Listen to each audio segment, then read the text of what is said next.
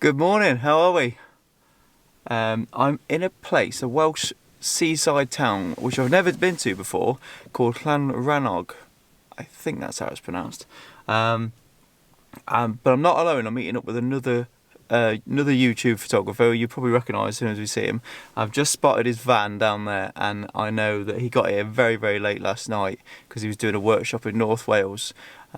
So bless him, he's driven about 4 hours to come down to meet me down here. So yeah, fantastic little town. I've never been here before, but I can see the iconic rock that I've wanted to photograph for years anyway, so I can see that. Tide's in, so I'm going to go and see if I can wake him up, but I do feel really bad in doing this. Morning. Morning, mate. How you doing? Alright. That's it, look. You're not actually a gypsy then? No, because I've got pillows. Oh, yeah. A posh gypsy. Yeah, you're beyond gypsy then. Do you know you've been clamped, right?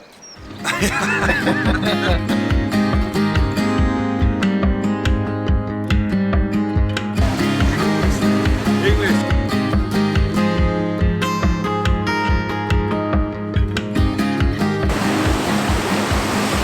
How cool is that? That, I believe, according to Welsh legend, is the Giant's Tooth.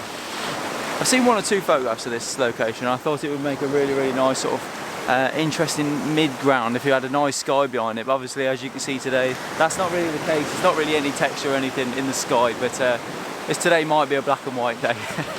I'm feeling a bit of a black and white mood coming on. So what I've done is I've set the camera up, just not really intending this to be the best shot, to be honest with you, because I'm not really seeing a foreground that really sort of grabs my eye in the photograph. But I've experimented with a few different shutter speeds. Gary Gough's over there just setting up his composition as well. And there is a lot of nice motion in the water, which is really, really cool. So I'm going to use the lines that the water makes as it recedes back to the tide on about between a 1 second and a 2 second exposure. I've experimented between the two, and I think I like 1.5 seconds. Just a nice balance between the two. Just wait for the tide to come in front of the camera, focusing on the foreground, make sure I've got something sharp in the foreground for the eye to look at. At the minute it's these little tiny rocks, which don't really grab me that much, but as the water recedes back over them, I think it really, really adds a nice bit of detail. The polarizer's been amazing because obviously that's getting rid of all the reflective water on the top of the sand, so the polarizer's key in this because it just doesn't work without that. But yeah, just keeping an eye on the tide, just making sure I wait for the stronger current, and yeah, just cable release, wait for the tide to get to the front of the camera, and then just giving it a 1 second, a 1.5 second exposure, just to make sure I get them nice leading lines, which will take us down to the rock there in the background.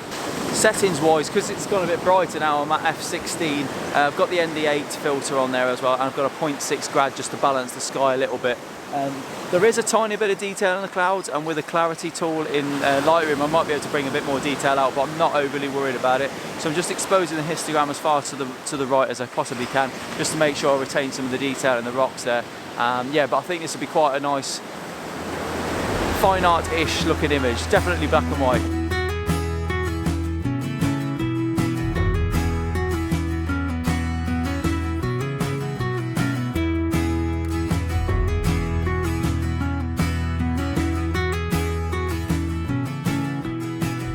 Right then, as I mentioned earlier, I'm not on my own. I've actually got a traveller that's come to visit us in South Wales. And bless him, actually, as I said earlier, he's driven from North Wales to come and see me, which is unbelievable. So great to have you, mate. Good to meet you, finally.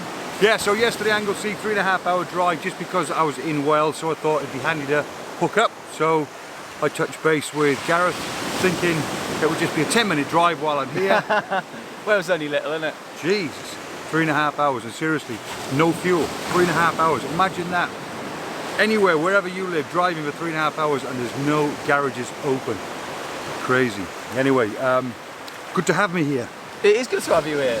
You haven't done much in South Wales at all, have you? I've never done anything in South Wales. This is be exciting for me to meet him and him to born to and bred in South Wales, and I've never ever shot any landscapes in South Wales. Where were you born then? Cwmbran. Cwmbran, near Cardiff? Cwmbran, yeah. Ah, nice. Oh yeah.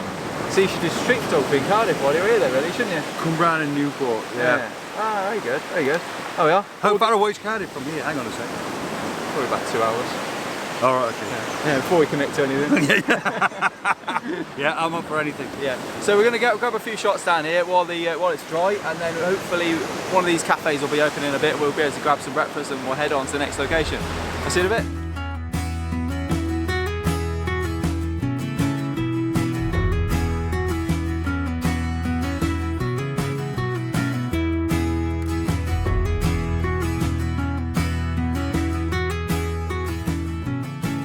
We are still here.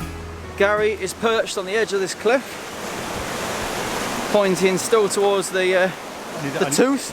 I need to stand more manly. Posture like that when you're filming. Get your posture. Oh, not from that angle. I am perched just past Gary on the edge of, well, it's a sheer drop down to the coast, actually, down to the water, but it looks really nice because every now and again, it's not doing it every as often as it was. I think I've missed the shot, but it's kind of like a cascading waterfall which has this strong collection of rocks off to on the left, which kind of frame where the water was coming round, and with a 1/6 of a second shutter, just enough motion in the shutter just to get the water cascading over the top. But the waves are that infrequent now that I think I've missed the opportunity, but it was a really nice shot.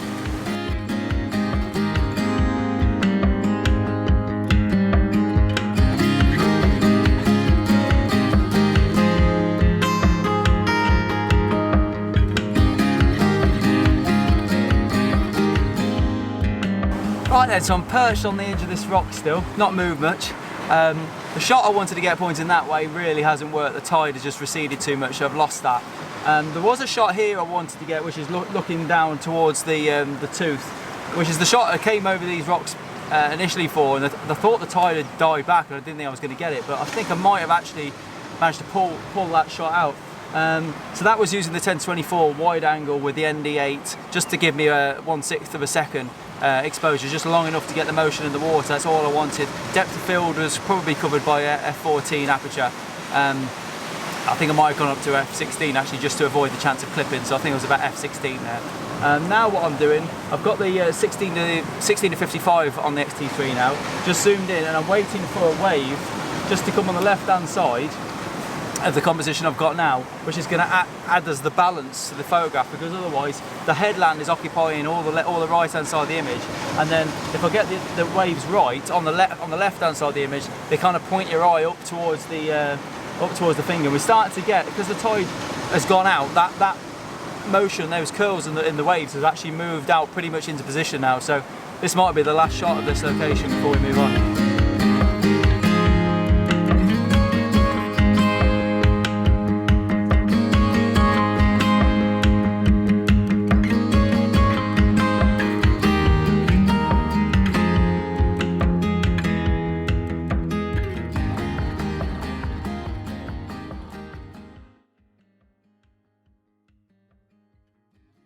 What did I say a minute ago? That we were done and we were going to the next location. That is awesome, isn't it? From the side it looks like the Welsh version of the Sphinx or something like that. It's really cool. I really like it. Really cool, especially with the paw sticking out on the side of the sort of cat's head sort of thing. It's really awesome. I like it. I came over to see how Gary was getting on, and it actually reminded me that when we were over there initially, we spotted the detail on the side of the rocks just leading up to what we'll call the Welsh Sphinx.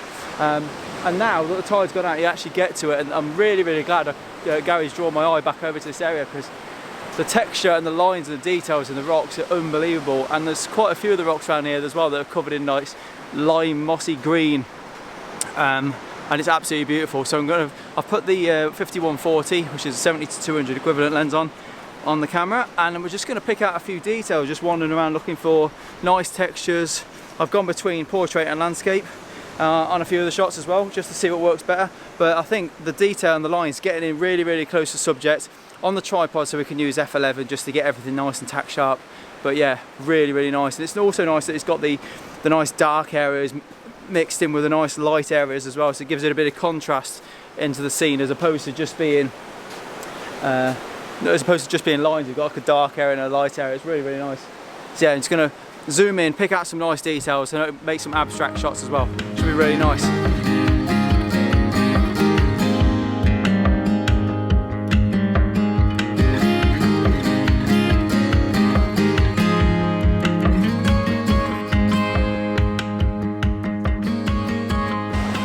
appear nicely now. Yeah, it's nice, isn't it? Did you get any nice abstract shots here?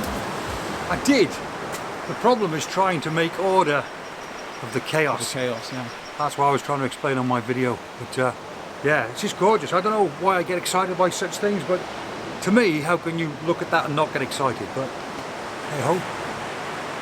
Turned out to be a beautiful morning, isn't it? It has. You've got some great company, Gareth. So guys, that's it. That's a wrap from me today. Fingers crossed you've enjoyed this vlog. My name's Gareth Danks. So if you've enjoyed what you've seen today, make sure you subscribe and like. But do me a favour, don't subscribe and like after you look back at my previous work. Otherwise you'll never like and subscribe because it's rubbish. But apart from that, as all the young kids say, out.